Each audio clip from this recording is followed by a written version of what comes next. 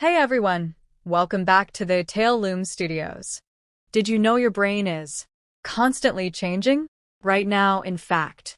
Stick with me for the next minute, and I'll show you how this very moment can make you literally smarter.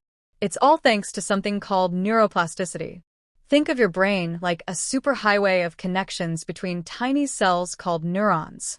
Every time you learn something new, experience something different, or even think in a new way, these connections can actually strengthen, weaken, or even form new pathways.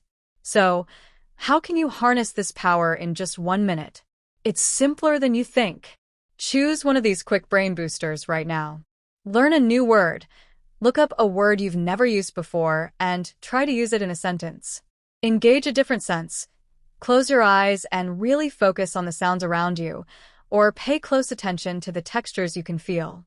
Practice a moment of mindfulness. Take a few deep breaths and focus on the sensation of your breath entering and leaving your body.